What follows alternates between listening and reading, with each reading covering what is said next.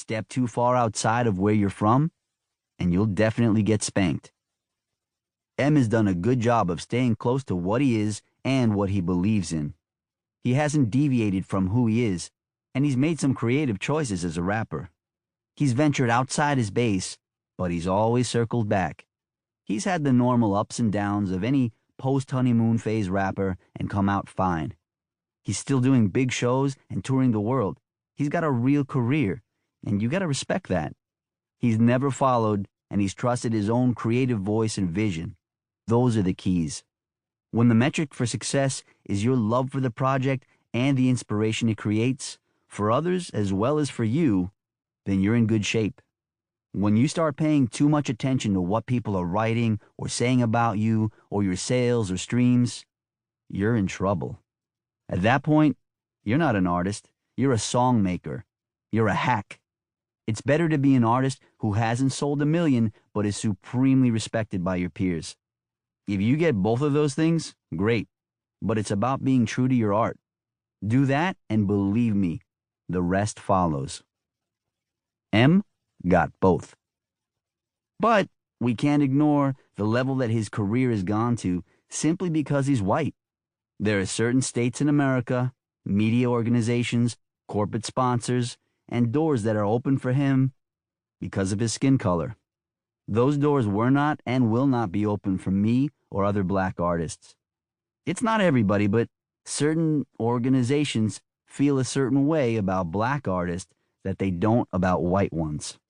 This isn't new, and it hasn't changed. When Run DMC, Beastie Boys, and I were all coming up together, Beastie Boys were being played on radio stations that wouldn't even consider playing my stuff, even if it was the same shit. And in some ways it was, because we were all on the same label and Rick Rubin produced all of us. M can attribute a great portion of his success, the more commercial side of what he's done, to that little extra turbo boost he gets from being white. That being said, it would be unfair to even suggest that his color is the only reason he's successful and that he has no talent.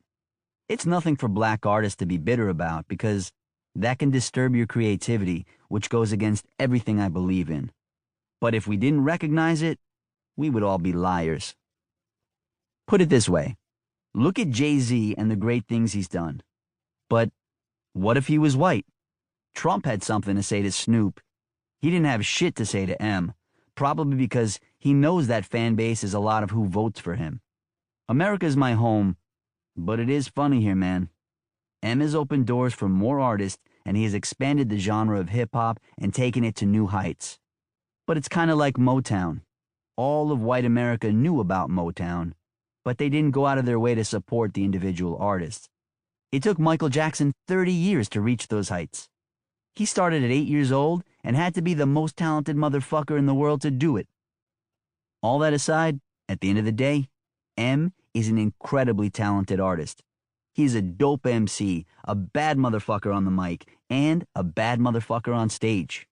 He has done amazing work, and he continues to do so.